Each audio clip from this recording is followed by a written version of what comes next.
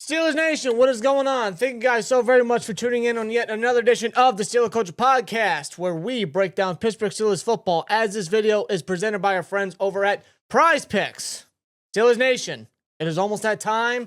This week is officially draft week, as the NFL draft will be hosted in the city of Pittsburgh. Once again, we will be there in attendance. Look very much forward to that. But you know what? I think it is time for us, the SteelTwins, to give you guys our final Pittsburgh Steelers 2026 NFL mock draft. The finale is what we are calling it. We have 12 picks. Yes, we do. And spoiler alert, there will be 12 picks in this mock. And believe me, we went through so much trial, so much thinking, maybe even overthinking. Do we want to trade up? Do we want to trade back? Which the Steelers haven't done in 25 years. Leave it to Omar Khan to probably do that with the most picks he's had ever. Won't surprise me. Do we trade up? Because we have 12 picks, and everything kind of indicates to them trading up, especially when you look at the top 30 visits and the first rounders they've brought in. A lot of them, in fact, the majority of the ones that we mostly want, will probably require trade-ups. As a matter of fact, we're going to sit tight with 12 picks. Omar Khan isn't going to be too crazy. I don't think he's going to spoil us too much. In fact, the way he's going to spoil us is with some damn good draft picks, which he has done ever since filling in as GM. Yes, he has. Now, I will say, I do think that Omar Khan will have the phones ready. I think he'll be very active in regards of potentially trading up. As far as him actually trading up, I have no idea. It's really going to have to be a wait-and-see sort of deal. It's going to be determined come Thursday night at the draft. It's hard because you got to find a good trade partner. It all depends on how the board falls. If a Lemon falls, if Fanu falls, if a Vega falls, guys like that, who they've all brought in for top 30 visits, very interestingly. Mm-hmm. If one of them falls, it's very worth going to trade up for any of them, but how far do they fall? Like, let's say you got to trade with the Cowboys or the Rams to get in front of the Ravens, for instance. Do they trade up with any of them? Do any of those teams want to trade back? If someone like Lemon falls past 15, like Rappaport is mentioning, do the Steelers trade up with like the Bucs or such? These are things we were thinking about, but we decided to stay put, and we're like, you know what? We're just gonna have all 12 picks, and at 21, it was really a tiebreaker between two of our top guys. It's either we trade up for Lemon or we sit tight at 21 and take Vega. And believe me, we literally did a coin toss to figure it the fuck out. Swear jar. We decided to sit at 21. With the 21st overall pick, the Pittsburgh Steelers select Olaya Vavega Ioane, guard out of Penn State. Out of Penn State, yes. And this guy is a bully, bro. He is definitely the best guard prospect coming to this NFL draft. He is a surefire first-round caliber guard. He is OG1. Yes, he is. Bro, you want a generational 10 to 15-year starter at left guard?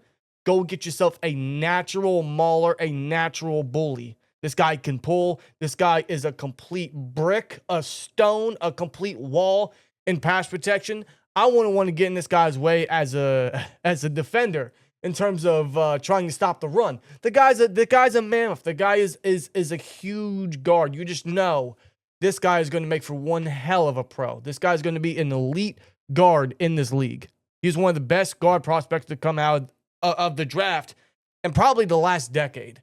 Will he fall to 21? That is the big question. We don't know. A lot of people are saying maybe he goes to the Ravens at 14. Maybe he doesn't make it to the Ravens. I personally think Spencer Fanu is probably going to be more of a likelier prospect for the Ravens than Ioane is. Which I can see. Which could give the Steelers some potential upside to let him fall or for him to fall for the Steelers. We're going to sit here at taking him here at 21. Living on a prayer, there is a slight chance we're going to rely on that chance because crazier things have happened before. This has. And we're going to take Ioane here at left guard. This guy has not allowed a sack in 2 seasons. No.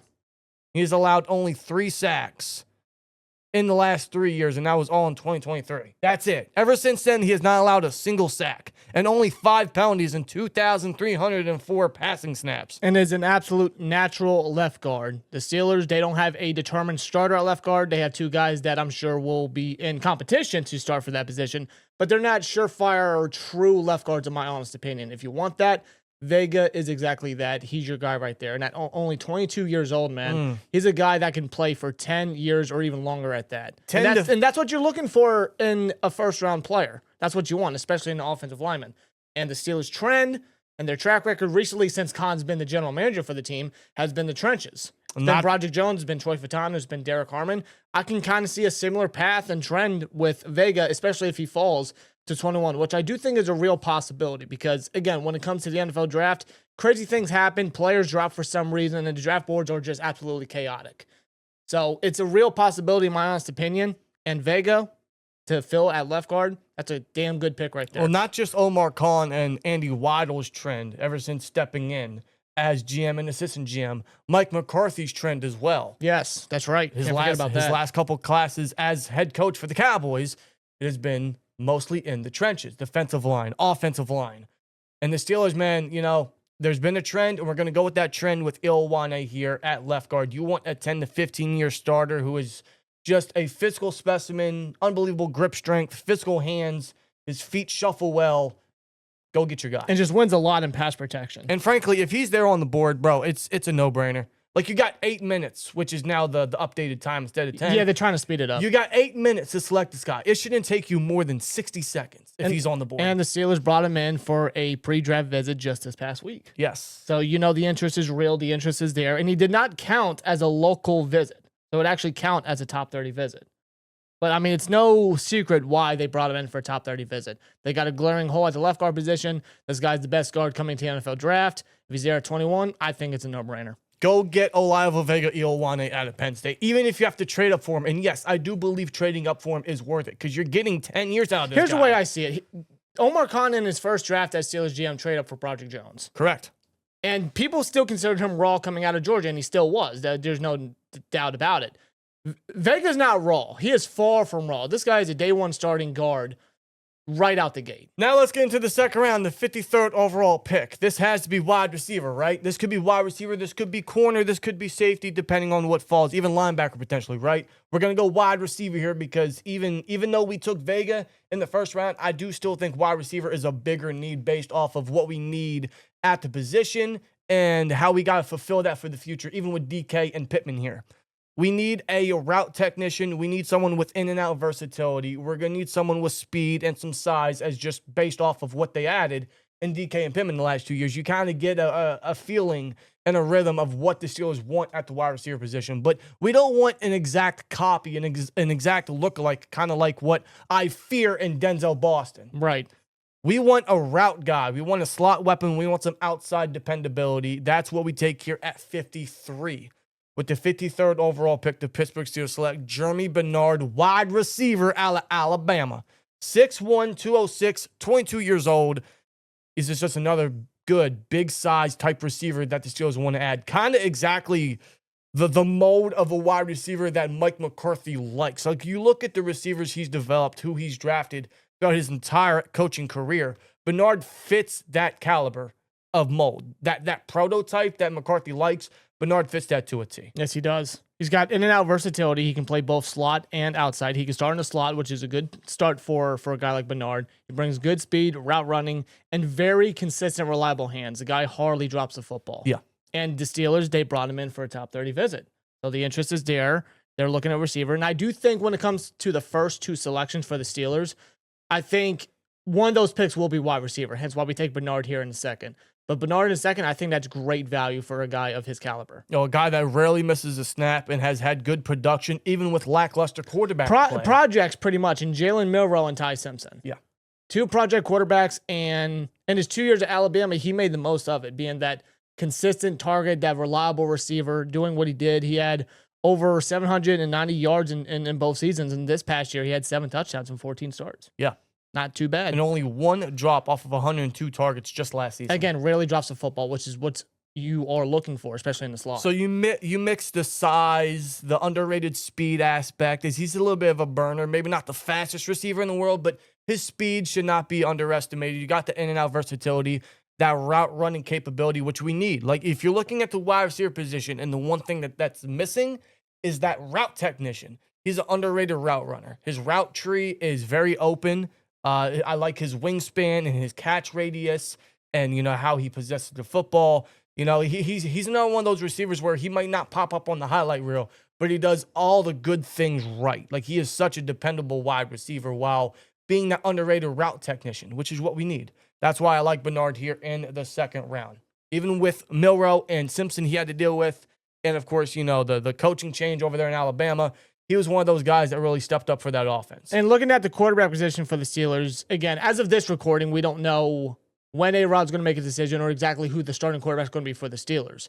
But with Bernard, with the quarterbacks he had to deal with at Alabama with Milroe and Simpson, it goes to show with no matter what quarterback, Bernard can be that target that the quarterback can be very comfortable throwing the football to. 100%. So a very reliable receiver we get. He could probably start out in the slot, but he's got the size to work outside. But that inside-outside versatility, there's plenty of receivers in this draft class the Steelers can choose from, but Bernard is one of the few that they brought in for a top 30 visit.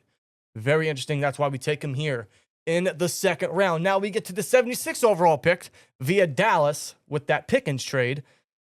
Again, this could go anywhere. We already addressed guard. We already addressed receiver. This could go anywhere. But we're going to go corner here. Even though our defensive back room is looking very good and much better than last year, you look at who we had in free agency. Jamel Dean. We got Jaquan Brisker. We got Deshaun Elliott coming back. We have JPJ about to get an extension. Like our depth in many areas is really good at corner, at safety, but we still need that slot guy. Now, it all depends on what they want to do with Ramsey. Omar Khan has mentioned Ramsey's going to stay, obviously, and they appreciate and love his versatility. Do they want to keep him at free safety with the offseason to hone that down, or they want to rely on him in the slot? Either way, to add more to the secondary with that slot and safety option is a good play here at 76. And someone they also brought in for a late top 30 visit really intrigued me because I like this player a lot. I just wasn't aware of the Steelers' interest because corner and safety are two of the most stacked positions outside of maybe receiver for this draft class. Yep. Like the Steelers have a plethora of options to choose from. But here at 76, we're going to go Traden Stukes, defensive back out of Arizona, 6'1", 190. He is a bit of an older rookie as he was a 6-year player at Arizona who joined in 2020 as a walk-on, but turned himself into one of the better slot corners in the draft, who also has versatility to play as a split safety. So you have that safety nickel hybrid. But I think immediately his role would be, let's play him in the slot. Let's play him as that nickel guy, let him work in the box. He is a strong run defender while also possessing great ball production. 7 interceptions, 21 passes defended, and hasn't given up 300 yards in any of the past 3 seasons. Yes. Now, I will say he did suffer, unfortunately, a torn ACL in 2024 after playing 4 games, which caused him to take a medical red shirt, and he had to return for his 6th year. But it was that year, last year, that ended up being his most productive and putting him in the category as one of the top defensive backs coming into the draft in general. He had 4 interceptions last year, because 7 interceptions in his college career, but 4 coming last year. Only giving up 23 catches off 39 targets for 213 yards. And when targeted, he had a passer rating of 34.4, starting 10 games. Wow. While also being the team captain for Arizona. So there you go.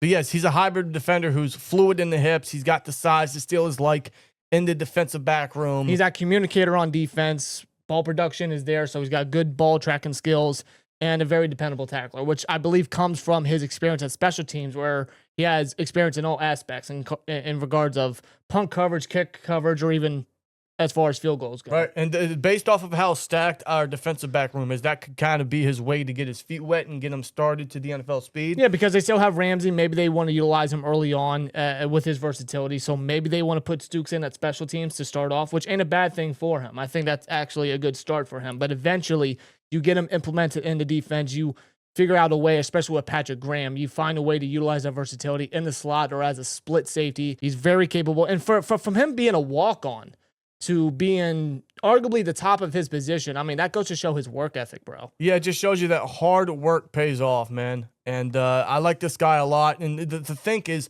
Patrick Graham can play this guy wherever he wants. You want to put him in the nickel day one, by all means, he can do it. You want to put him in the dime and some dime packages. You want to put him at top at safety. The guy is a hybrid, versatile player that is just nothing but a complete production guy at his position. So another tool for Patrick Graham, whatever they want to do with Ramsey or whether they want to do with Stukes.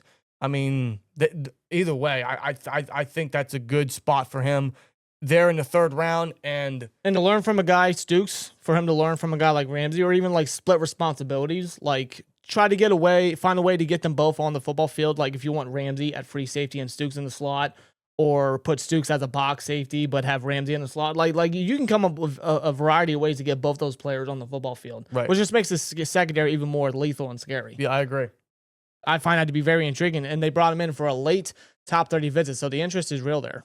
Yeah, very interesting. Now the question is, could he drop to 76? Because I think this guy has round 2 talent. That's my grade on him. But again, corner is stacked. How many corners are going to go in the first round? There's going to be a bunch of first-round worthy corners that could fall down into day 2, like Terrell from Clemson, or Chris Johnson from San Diego State. Someone else the Steelers showed interest. Yeah, and I'm hearing he might get first-round talks. Yeah. He might go in the first round, which I wouldn't be surprised. He's a hell of a talent. There's obviously D'Angelo Pons. There's plenty of corners. Keontae Scott, all right? Yeah. Like plenty of corners, so like Even the safety position. Yeah, so safety's going to go heavy on day 2. So for Stooks to potentially fall to 76, I can see that as a real possibility as well. I wouldn't be surprised if that were to happen, but I do think Stooks is a round 2 talent that could fall just because of how stacked the defensive back room is in general with this draft class. Agreed. Now let's get into the 85th overall pick. This is the Steelers' original 3rd round pick. Again, this could go anywhere. This is the great part about the top 30 visits they brought in. This is a great part about having so many picks in the top 100, 5 in the top 100 to be exact. They can go anywhere here. They could double dip a receiver. They can go linebacker. They could go offensive line again if they wanted to, because tackle's still a question mark. Mm-hmm. They could go quarterback if they feel the need to go that early. I wouldn't, but that's an option. Well, it wouldn't surprise me one bit, but for 85, we go with a player that we had in 2 previous mocks, and I think that the interest is legitimate when it comes to the Steelers in this player right here. We go with the 85th overall pick, Kyle Lewis, linebacker out of Pittsburgh. I'm not worried about his size. I know he's 6 foot 220. I know he's a bit undersized. You might look at him as he might have to switch to safety full time and be a giant, big, strong safety. Listen, if that's the worst case scenario with Kyle Lewis, you're getting a goddamn good safety. Yeah. Because he's one of the best coverage linebackers or hybrids, whatever you want to call them, in this draft class. He's a strong guy in the box. He works the run well. He can blitz. The guy has great eye discipline and diagnosing plays and not falling for play action and working the run lanes. And he has that sideline-to-sideline speed and that athleticism to him. This is everything that you need at the linebacking position. His only concern is his size. But I look at Patrick Queen. He's 6 foot. He's about 10 to 15, maybe 20 pounds heavier than Kyle Lewis, but I'm not looking at Kyle Lewis to be the day 1 starter. I'm looking at him to kind of come in, be great depth, work in obvious passing downs, because his best case is as a coverage guy. So you want him to cover in the slot as like a big nickel against wide receivers even, which he's very capable of doing, or against tight ends. The guy has the speed and the athleticism and the fluid hips to match against any of those guys. Up the field, in the flat, up the seams, however you want to work them. Kyle Lewis brings nothing but great production in the coverage aspect with him as a run defender is very, very well as well. He had 15 and a half tackles for loss as a run defender and 4 interceptions with 7 sacks.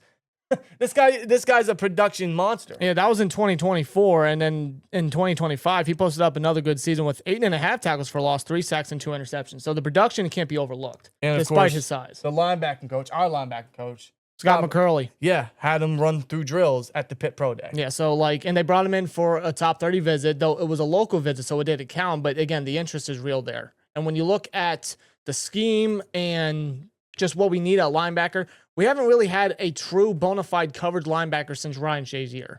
And they've experimented. We know the experiments that they ran with linebacker. They even tried doing that with Patrick Queen. I don't think he's the most reliable coverage linebacker.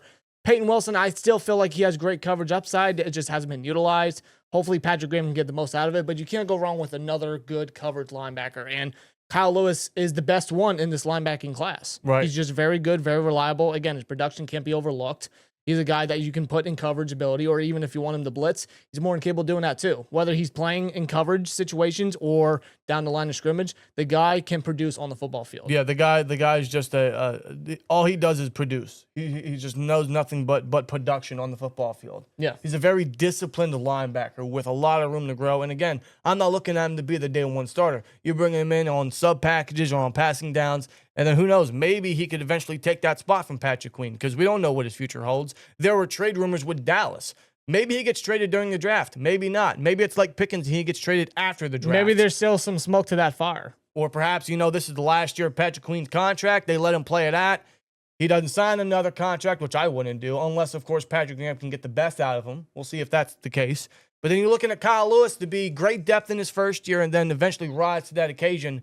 Maybe him and Peyton Wilson could be that linebacker duo with Patrick Graham as the DC. I like that future. I see that vision. And Kyle Lewis is one of our guys this year. Yes, he is. Like, he's just, yes, I get his size is concerning, and there's a lot of people saying, oh, he's too small.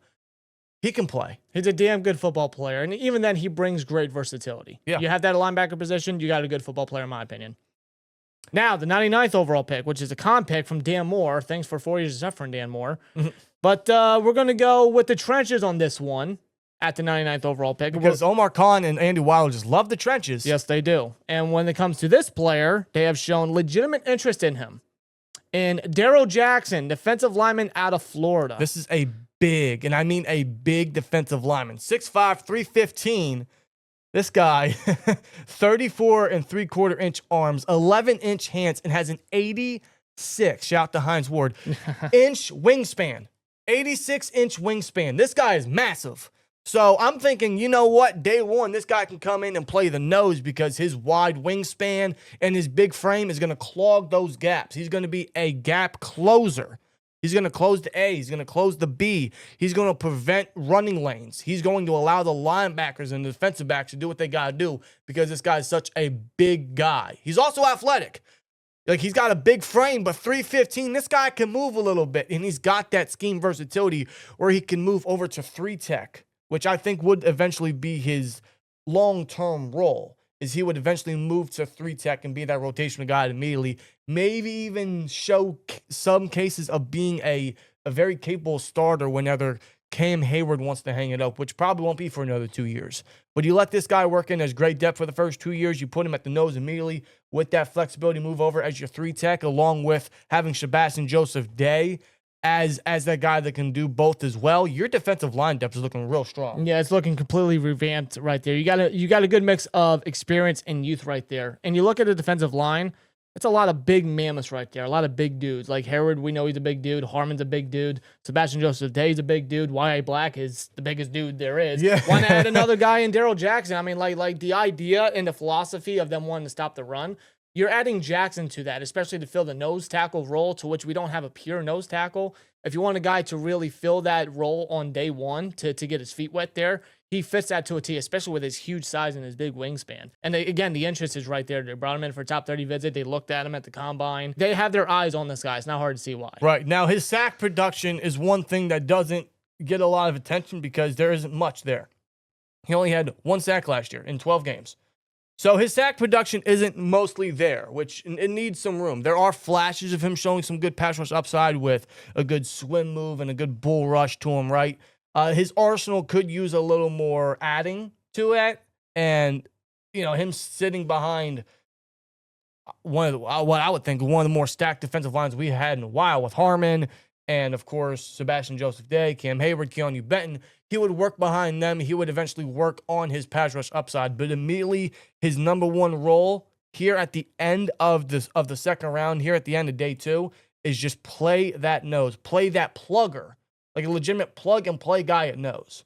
That's what his role would be, with him eventually learning a lot more of his pass rush arsenal and pass rush upside down the road. Hey guys, quick timeout from this episode. Consider it your halftime show. No matter what sport you're watching, there's no better way to make the action more exciting than Prize Picks, where it always feels good to be right. Prize Picks is available in most states, including California, Texas, and Florida. And Prize Picks is real simple to use. All you gotta do is click more or less on your favorite players' projections and build lineups in just a few taps. And to get you started, Prize Picks is hooking you up with $50 in lineups after you play your first $5 lineup when you use the code HMA. We got the NHL and NBA playoffs coming up. The MLB, the season is just getting started. One of my favorite aspects and features of Prize Picks is you can add multiple sports to your lineup. Prize Picks now has early buyouts. If your player is off to a really hot start at the beginning of the game and you want to cash out early on those earnings before the game finishes, Prize Picks allows you to do that. We have the Prize Picks app right here on the phone. As you see, these are free picks. You guys can add the free picks and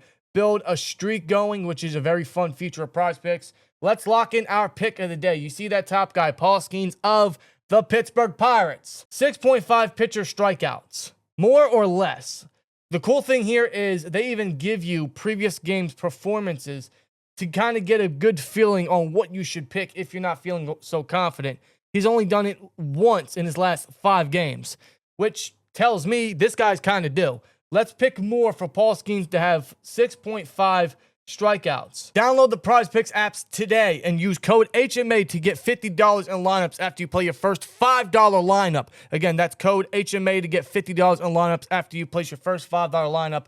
Click in description box below. Huge shout to Prize Picks. It's good to be right. Now we get into day 3. We have 7 of these things. Shout out to Big Ben.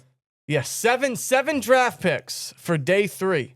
And again, we keep them all. So here we go. 121. You notice we haven't double dipped at wide receiver yet. And we've been very adamant all draft process really about double dipping a wide receiver. So with 121, with our first 4th round selection, we do take a wide receiver here, and a very solid one at that, and a player that kind of fits the play style and a bit of the mold of a Steelers wide receiver. We select Dejon Stribling, wide receiver out of Ole Miss. Yes, so we double dip at receiver here, and we're looking for a guy that's going to provide good depth and good competition for a guy like Roman. Someone that brings the size, 6'2", 207 at 23 years old. Someone that's an athlete for his size. He's tall, but he's speedy, and he would provide very good depth as an outside guy. So say you want to put Bernard, who we drafted in the 2nd here, in the slot. Well, this guy would provide very good outside depth. We don't have a lot of outside depth. We haven't had that in quite some time. Or true depth at that in general, but especially outside. Yeah. Because knock on wood, Pittman or DK goes down. Who's exactly the best outside depth receiver we have currently? Roman.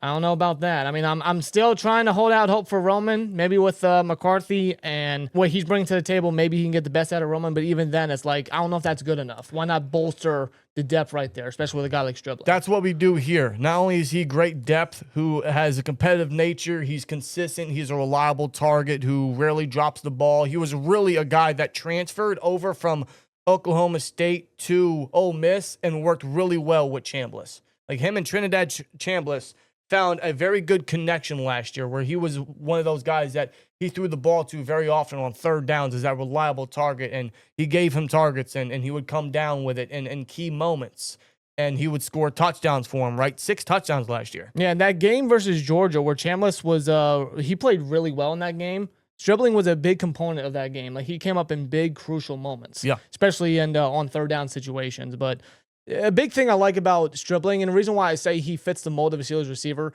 is his blocking capabilities. I feel like he is one of the better blocking wide receivers in this draft class. You want a receiver that's a true bona fide blocker, Stribling is one of those guys. I agree. He fits the mold to a T. And his game kind of reminds me a lot of Juwan Jennings of the 49ers, or former 49er, because he's still a free agent. How? For some reason, I don't know. Stribling is that guy. He kind of fits all the boxes. He's worked through his time at Washington State, and then Oklahoma State finally got over to Ole Miss.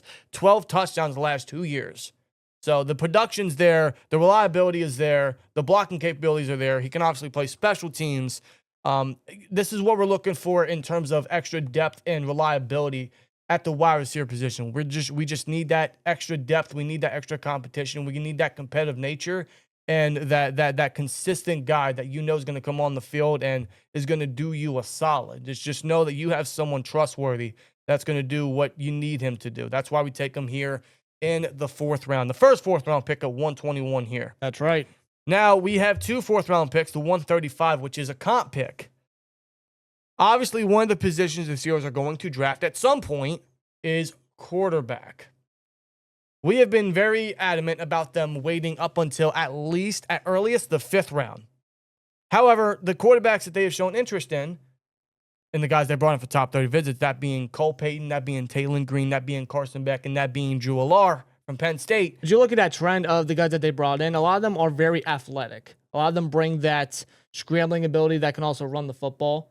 You know, that's an aspect that McCarthy did bring up in his initial press conference when he was introduced as head coach. Yeah. That's something that they're looking for, and those guys basically fit that aspect to a T. And that's why at 135 here in the 4th round, we go with one of the more mobile quarterbacks in this draft class. And you're probably thinking, oh, you guys are going to go Taylor Green, aren't you? Wrong. I like him and I like his upside, but he's incredibly raw as a quarterback. And I prefer to go with someone that's has a little bit more upside as a quarterback and someone that is more pass heavy. Pass first, dare I say. That's why at 135, we're going to go Cole Payton, quarterback out of North Dakota State. 23 years old, 6'3", 232 for his measurables. He's got the NFL build you want while also having athleticism. So he's 6'3", 232. Pretty big for a quarterback. While also having 31 career rushing touchdowns. That's a lot. Yeah, that's a lot. Like his production as a mobile guy is there, which is it checks the boxes for a guy like Mike McCarthy. That's what he wants at the quarterback position, right? But what he does as a quarterback and as a pocket passer is pretty effective as well. Now, there are some issues with accuracy. It can be spotty with intermediate passes and towards the middle of the field. But his best aspect to him as a quarterback is he likes to sit in the pocket and then he likes to throw the ball deep. His best trait about him, in my opinion, is his deep ball. Just look at Bryce Lance's tape. 20-plus yards a catch last year. Yeah. This guy loves to throw the ball deep. He throws a pretty deep ball. His accuracy down there is very good. He just knows how to put it in the breadbasket. He knows how to get it to his receivers. And what he does under pressure, he doesn't panic. He doesn't make a lot of mistakes. He's willing to extend the plays with his feet, which is what McCarthy wants. But he's also not one of those guys that runs the ball immediately once he senses pressure. Unless he finds a lane that he likes, he's not going to refuse that. 31 career rushing touchdowns tells you that. But what I've seen in his tape is when he senses pressure and he's willing to roll out the pocket, he doesn't always run immediately. He stays behind the line of scrimmage, keeps his eyes down the field, see what he likes, and then tries to get his receivers the football. If he doesn't like anything, obviously his threat as a rushing quarterback is one to not forget. And it's something that the Steelers could look to implement early on with Peyton as a extra weapon on offense as far as packages go. Maybe they want to use his scrambling ability. Kind of similar, and I've said this in a couple mocks when we put him in. He has similarities to Taysom Hill, in my honest opinion. Like, you look at his play style and what he brings, it's very Taysom Hill reminiscent, and Hill's always been a good weapon for the Saints for many, many years. Maybe the Steelers want to see that as a way to kind of get his feet wet and just implement him with his rushing ability. But I do like what he brings as a passer. He's very confident in the pocket. He's always willing to read a defense and wait for the play to develop, and he's got a very capable arm. As a left-handed quarterback, he's got a very capable arm. I was going to say, did we forget to mention he's a lefty, which obviously lefty quarterbacks, they don't pan out too well, especially recently. Look at Michael Penix, look at Tua Tagovailoa. They haven't panned out well. There's not a lot of lefty quarterbacks that pan out for the National Football League. Steve Young is an exception. Michael Vick is an exception. Just based off the names that they've brought in, Cole Payton's one of those guys that kind of sticks out to me, just what he brings to the table. Agreed. Now, he did start only 1 year at North Dakota State, but I felt like it was a very impressive year. And he's a guy that you're bringing in just solely as depth, maybe even to redshirt his year, or again, just use him to use his rushing capabilities, try to use that aspect into your offense, but just a guy that could also be solid competition for a guy like Will Howard. I think that could be a fun quarterback competition, a young and intriguing one at that for this team. Yeah, you bring him in as a quarterback 3, quarterback 4 for camp, because Aaron Rodgers is impendingly going to come back. That's my prediction. It won't be until after OTAs, though, so there you go there. But I think Cole Payton, you bring him into the 4th. I think that's a good spot to take him. We've already addressed pretty much almost everything here. So quarterback in the 4th, if that's the earliest they want to go with a guy like Cole Payton, I would be very happy with that. Now we get into the 5th round, the 161st overall pick. A position the Steelers have low-key brought in and have shown interest in is the tackle position, offensive tackle. They brought in some big mammoths. They brought in some legitimate statues, like some towers at the offensive tackle position when it comes to the top 30 visits. They have brought in Travis Burke out of Memphis. They've brought in Markel Bell from the U. They like their big linemen, don't they? They're both like 6'8", 6'9". They just like big dudes in the trenches. Yeah. That's just something that they always keep an eye out for. You can't really blame them. But you're also looking at depth. You're looking at a little bit of competition. You're looking at that swing ability. And the one I think has the most upside is Travis Burke, and that's who we go with. Travis Burke, offensive tackle out of Memphis, 6'8", 325. Yeah, I mean, he towers over pass rushers. There's no doubt about it. He's tall. He's got a good build there, but he is a true bona fide swing tackle option for the Steelers. And that's what the Steelers are looking for. They need that swing tackle depth. Like, they don't really have that, do they? They haven't had that in quite some time. No. Or the guys they've had just doesn't have that much experience or that much flexibility. Like, just because you want someone to be the swing guy doesn't mean he's capable of doing that. Burke brings that. 29 starts at left tackle along with 17 at right tackle. Being a 4-year starter at that. Yes. So you want your swing guy, go get a guy like Burke, who I think has bigger upside because I like his hand placement more. I like his footwork. He's got a good kick out of his stance, right? And he's just a natural tackle with his size, with his frame. You bring him in. You bring him in as that potential competition for Dylan Cook, depending on Broderick Jones's progression from his neck injury. That's to be determined. Yeah. But in the 5th round, you're looking at this guy as just depth. You're looking at this guy to be the swing guy. Hey, we need you to fill in at right tackle. We need you to fill in the left. This guy can come in. No problem whatsoever. Yeah, he brings those duties. He has that responsibility. He's no stranger to doing so. He's a guy that is still a work in progress. Again, that's why he'd be depth, because I do think he does tend to overcommit at times, and as far as his recovery goes, and that could be because of his size and whatnot, but I think that needs worked. But again, like a depth guy, he's someone that could work under James Campen, our new offensive line coach. But he's a guy that is a prototypical swing tackle who I do feel took a good step forward in his only season at Memphis. As a matter of fact, he started 11 games at right tackle, and he received first-team All-American Atlantic Conference honors. Wow. So it goes to show, like, his work ethic, his ability to learn from his mistakes, to work on his craft and whatnot. He's somebody that does have potential to potentially start down the road, but to start off for the Steelers, it's a swing tackle option just to get his feet wet and just to see where he's most comfortable at the NFL level with his position. Yeah, you bring him in as a big, solid depth piece to your offensive line, that reliable swing guy, no matter where we need him. Maybe even as an extra offensive lineman and goal line packages, by all means. And with that size, I mean, you can't beat it. Yeah, I like Travis Burke here in the 5th round, someone the Steelers have definitely shown some interest in. And tackle's kind of hard to tell where they're going to go. They could go early, but maybe they know something about Broderick Jones that we don't. Obviously, they're the first to get that kind of information. So they could go early, they could go later, but 5th round might be a sweet spot here. Yeah. Now we get into the 6th round, the 216th pick, which is a comp pick we got. We could also go anywhere here. Like, at this point, you're looking at, especially since we kept all 12 picks, you're looking at camp bodies, you're looking at practice squad players, you're looking at extra depth, extra competition, kind of just fill whatever spot you want on the roster. Like, anywhere you want to add a body, bam, add this guy here. Yeah. The position they have added a lot in free agency was safety. Like, you already had Ramsey, you were going to keep, who can also play in the slot. You are getting Deshaun Elliott back from injury. Yes, he's getting older, but Deshaun Elliott's still a good football player. You brought in Jaquan Brisker for a year. You brought in Darnell Savage, who's more of a camp buy than anything. That's why we go safety here in the 6th round. Someone the Steelers have shown interest in. They've shown a lot of interest in a lot of guys from the U, by the way. A lot. Yeah. They brought in 3 guys from the U for top 30 visits. That's Carson Beck, that's Markel Bell, and that's Jacoby Thomas, who we go here in the 6th round. Jacoby Thomas, defensive back out of Miami.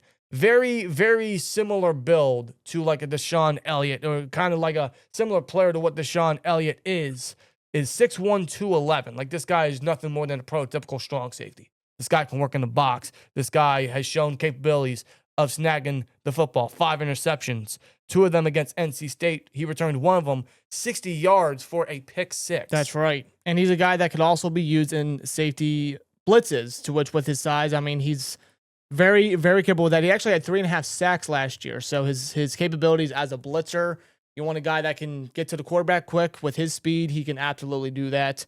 He's very capable. And his size and play style is very reminiscent to Deshaun Elliott, in my opinion, who coincidentally was a 6th round pick coming out of Texas. He was selected by Baltimore, but now he's with the Steelers, and he just turned himself into a very dependable, very reliable, a great starter in Deshaun Elliott. Yeah. And I can see somewhat of a similar path in a guy like Jacoby Thomas. He's a man that transferred from Tennessee after being in Middle Tennessee, but he transferred from Tennessee to Miami, and in his only season, he balled the hell out. He was a big contributor to helping lead that defense to a national championship appearance. Yes. He was a big component there, and that's something that you can't overlook. No, man. And again, you notice like a lot of their draft picks the past couple years have been guys with that championship pedigree or that championship experience. Like, you look at Roman Wilson, you look at Broderick Jones, you look at Darnell Washington, George Pickens, who was here. You look at like Troy Fatanu, right? Mm-hmm. You look at Mason McCormick.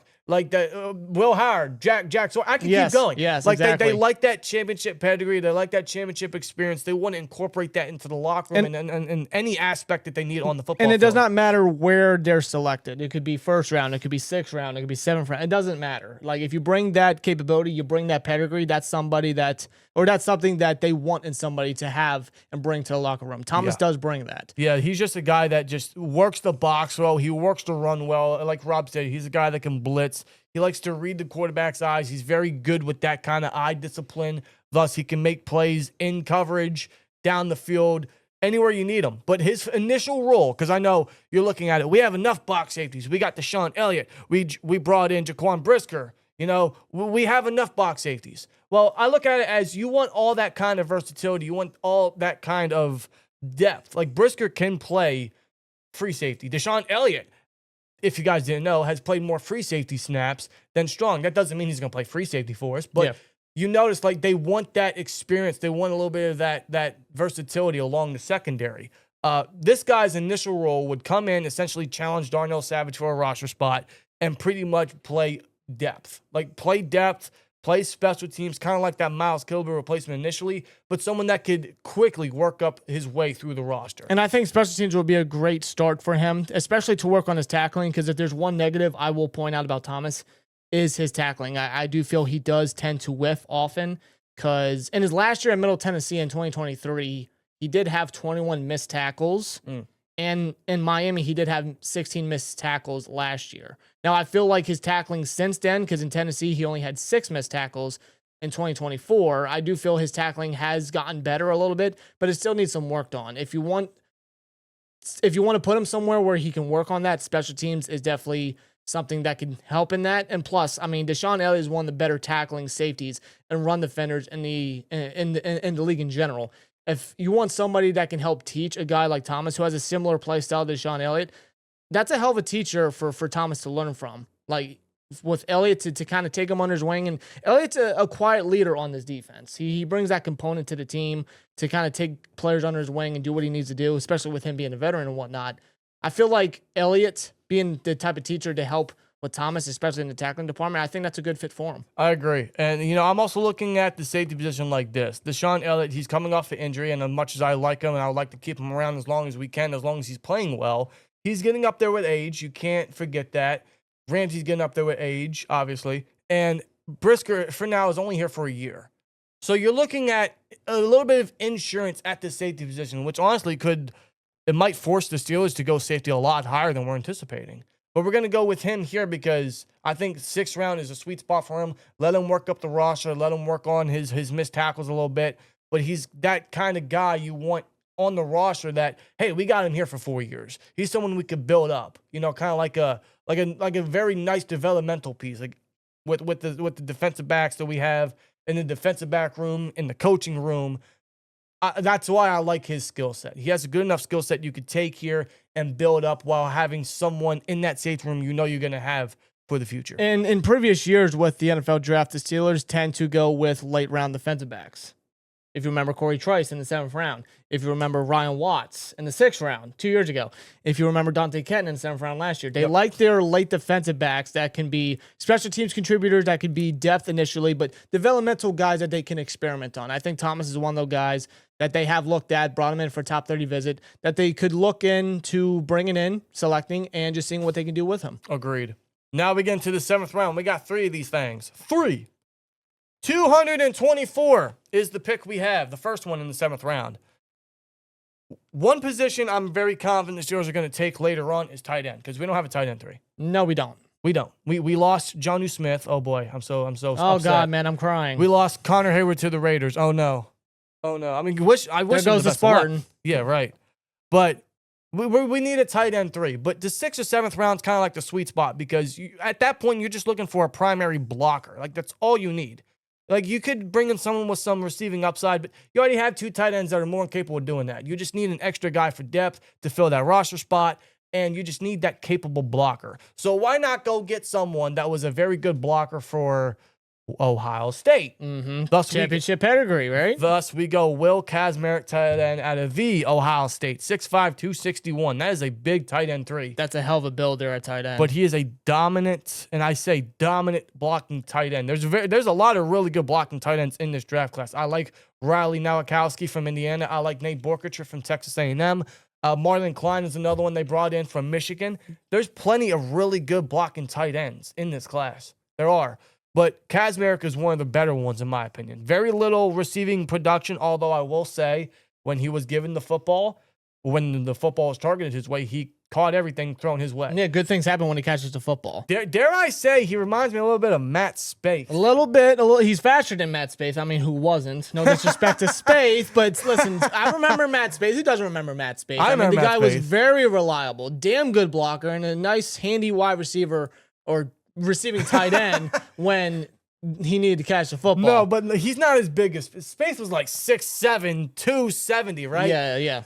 Old school build. He's not as big, but he's almost as big. But listen, Kazmarek brings an old school type of blocking aspect. Like, blocking is his bread and butter. And he's a guy that you can put in line as a blocker. You can move him around. He's got a big frame. And again, he carries an old school demeanor in his play style. And he's very vicious when he's finishing his blocks. Agreed. Yeah, this is a guy you bring in. You essentially reunite him with Will Howard and Jack Sawyer. They love their Buckeyes, obviously. So you bring him in, and you just have him play the tight end 3. If he's got to eventually step up as the tight end 2 as a primary blocker, like, that's his ceiling. And that's a very good ceiling for a 7th-round pick here. So go get Will Kazmarek, someone they did bring in for a top 30 visit. Only 2 tight ends they brought in for top 30 visits. One being Khalil Dinkins from Penn State, but that was a local visit. Yes. But still, 2 tight ends outside the local visit as top 30 visits, and he was one of them. Will Kazmarek. And both of them, and Klein and Kazmarek, are bona fide blocking tight ends with some receiving upside, but you're just solely looking for them for their blocking capabilities. But we go Kazmarek right here. Yeah, this is just a good fit. Go get him in the 7th round here.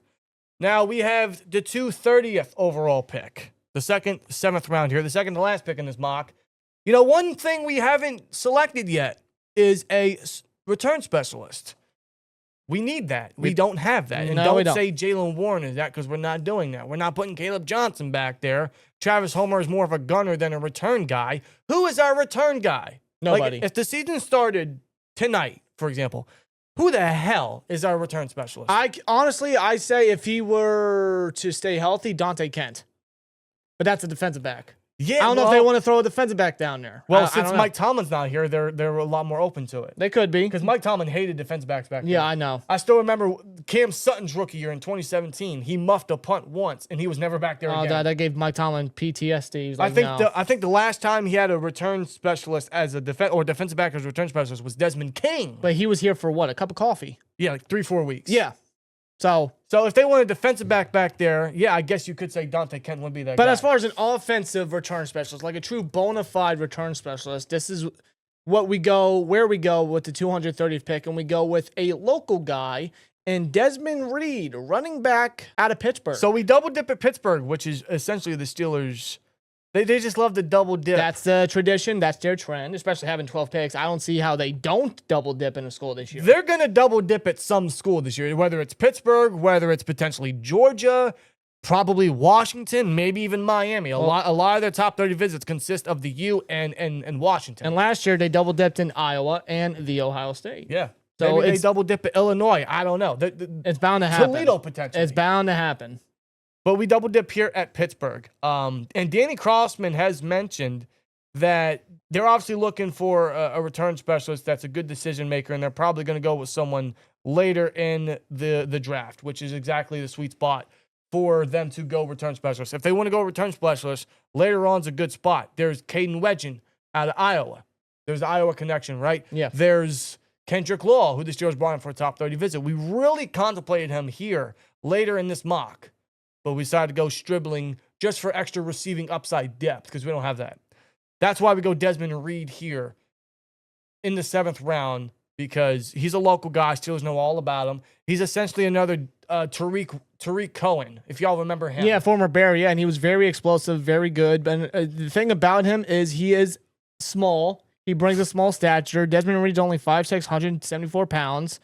And the size and durability, it may worry some people. It may worry some draft people to select him. But when you look at his production, when you look at his 2 years in Pittsburgh, the stats don't lie. Like, when the football is in his hands, he is a very dangerous player. And that's in regards as a runner, rushing the football, a pass catcher, to which he's very reliable in doing so with that. Like, that's his offensive upside, is him as a receiving back. Like, as a dual role back. Like, that would be his role. And that's something that he could carve down the road. I don't think that'd be a role initially, especially with the running backs we have currently.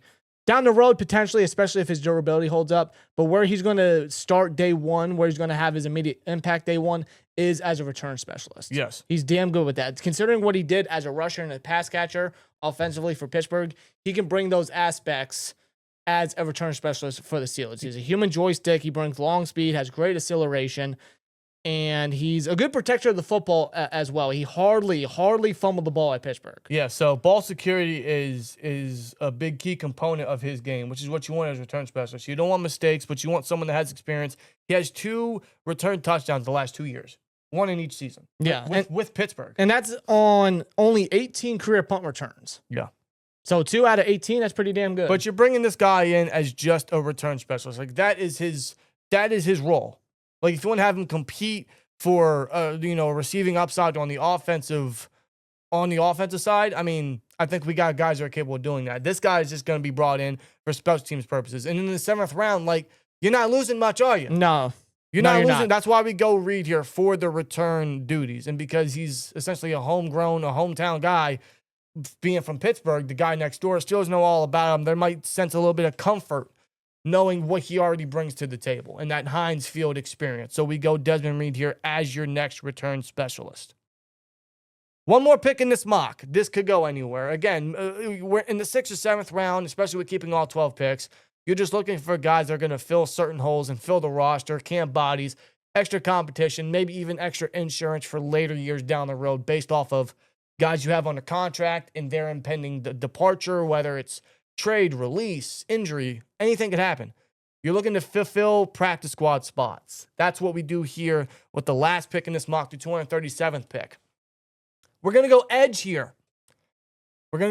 Now, we did go edge once before in the previous mocks this offseason with Mason Reiger. I almost said Reiger out of Wisconsin. Yeah, because, can't go wrong with the Wisconsin Badger, bro. No, especially if you're a pass rusher. But we go with a different player, and we go with somebody that brings bloodlines to the tables. He is the brother of a player that the Steelers brought in for a top 30 visit. And frankly, could be a dark horse for the Steelers. I don't know if he'll fall to 21. I don't, but I don't want to roll him out because who would have thought Fatanu would have fell? You know what I'm saying? Yeah.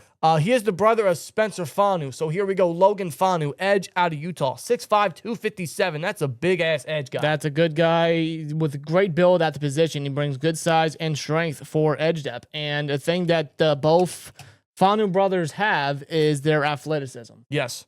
And that is something that Logan has to a T. He brings great athleticism, good hustle, and he's a player that has a motor that just does not run out quick. No. He brings a great motor to the table. Now, there are some concerns with him. 2 torn ACLs, which happened at BYU in 2022.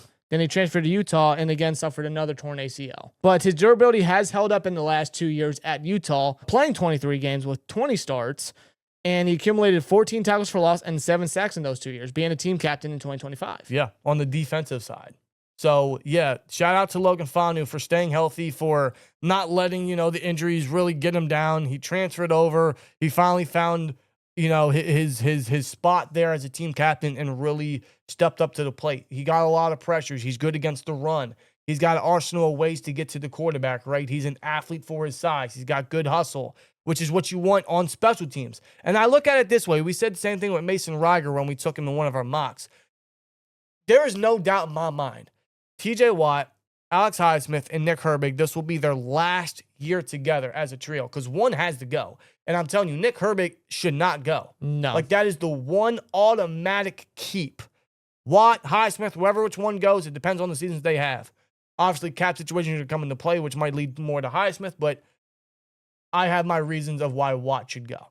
But this is going to be the last year that all 3 of those guys are here because Nick Herbig is going to stay. He should stay. He needs to stay. He needs to be gifted a big-time contract, a big-time extension. I just don't see how the Steelers pay 3 edge rushers top You can't. top end money. You can't. But you're also looking at as, well, one of them's got to go.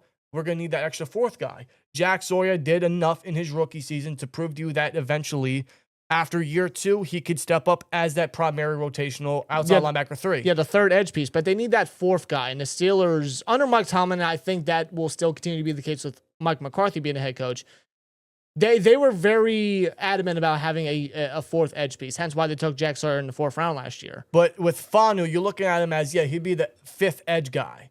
But maybe you could stash him on the practice squad, and then eventually he'll build his way up and then be the 4th edge guy down the road. Like, that is his future role. He might not make the 53 immediately, but if you can stash him on the practice squad, you keep him under for a year, and then bam, he's your 4th edge guy, which him as a 4th edge guy is a real good role for him. Yeah, that's a good area for him to start off at. And honestly, he's a guy that could be that emergency edge guy, because with Watt, Highsmith, and Herbig, they can't stay healthy altogether. All for at some the same reason. time. No, yeah, when Herbig gets hurt, or when Herbig comes back from injury, Highsmith goes down, or one or the other, right? Yeah. Like, none of them can stay healthy at the same time. For some odd reason, it always tends to happen. Knock on wood, it doesn't happen again, but that's always the fear. That's always the concern. So you have Sawyer to be the 3rd, but who's your 4th? So thus, we gotta elevate someone from the practice squad, like a Jeremiah Moon or guys like that, right? That's what Logan Fanu's role would be immediately. He wouldn't immediately make the roster, but he's someone you could elevate in case of injury, and then eventually down the road, he's your 4th edge guy with Herbig, Highsmith, Sawyer, and then Fanu, ideally, as your future edge room. And if you're worried about his injuries, listen, the Steelers, that doesn't scare them. No, it does not. Well, look at Corey Trice. How many times did he suffer injuries in his college career? Yeah, a lot. And they still took him in the 7th, and he can't stay healthy. He's probably not going to make the roster. I hope he does, but I just have my doubts. Yeah, exactly. But same thing here. It's almost a similar story. He had several injuries in the past. He stayed healthy, and then bam, it's enough for them to rely on him as, you know what, it's a 7th round flyer. Let's just bring him in. And just in general, when it comes to the draft, as long as the medicals pan out and they clear you and they like you, they're going to select you. Right. Omar Khan's not shy about that. Absolutely. So that's why we go Fanu here in the end of this mock for reasons at edge, which you guys already know. But that's our last mock, folks. That is our last mock of the offseason. We'll still be live during the week, and we'll do some interactive mock drafts with you guys before the draft, obviously.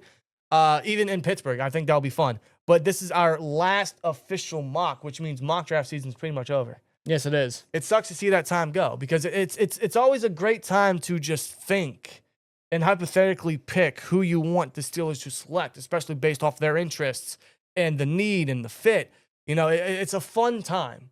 Obviously, none of them are ever really accurate, and most of the time they're pointless because obviously, once the draft hits, nothing, that's all irrelevant. But it's still fun. It's still fun to hypothetically think and just strategize and get your picks out there and, hear everyone's feedback, right? It's a fun time. And for this to be the end, it's like, we'll see you next year. Exactly. But it's always fun to kind of get into it, just break down some of these players, and especially the Steelers' interest in some of these players, because the possibility of these players becoming Steelers is a real possibility. So we hope you guys enjoyed. Let us know you guys' true thoughts down in the comments below. If you guys got any future or final mocks you guys want to put in the comments, please do so. We'd love to hear your guys' opinions. Otherwise, we'll see y'all later this week for some live streams, as we'll be live all week to be interactive, to discuss the final rumors and discussion regarding the Steelers draft. And obviously in Pittsburgh, we will be there live. And yes, for all those saying, are you guys going to be live? Yes, we will be live. The plan is to be live in Pittsburgh during the draft, or that's being there at the draft or being in Heinz Field watching the draft. The plan is still to go live. So we'll be there, we'll be live, and we'll see y'all then. Otherwise, let us know you guys' thoughts. And Steelers, Omar Khan, Andy Waddle, Mike McCarthy, Art Rooney, y'all got 12 picks. Make it worth it and go get us a hell of a draft class. And whether it's 8, 9, 10, 11, 12 future Steelers that we're talking to be introduced, I can't wait to see what draft class they give us. So let us know you guys' thoughts, and we'll see you later this week. We'll see you in Pittsburgh for the NFL draft. Here we go, Steelers. And as always, like, comment, subscribe, and we'll see you later. Peace!